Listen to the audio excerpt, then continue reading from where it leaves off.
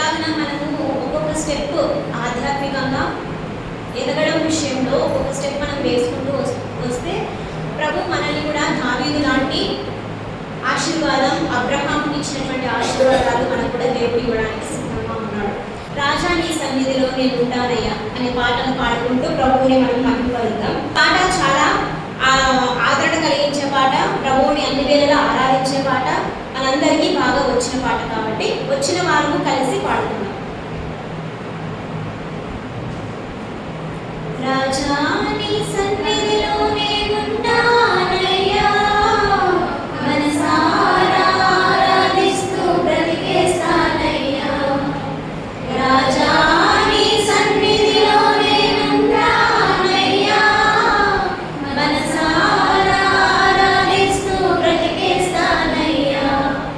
నేనుండాలేనయ్యా, నేనుండాలేనయ్యా, నేనుండాలేనయ్యా,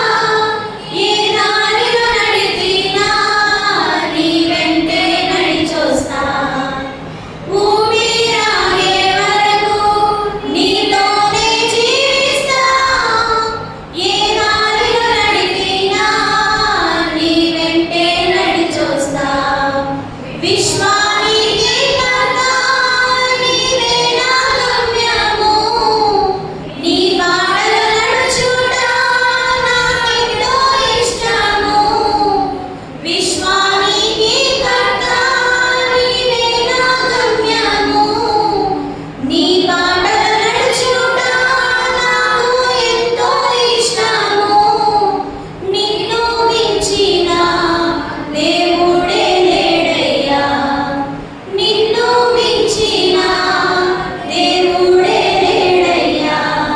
నేనుండాలేనయ్యా, నే బ్రతుకాలేనయ్యా, నేనుండాలేనయ్యా, నే బ్రతుకాలేనయ్యా.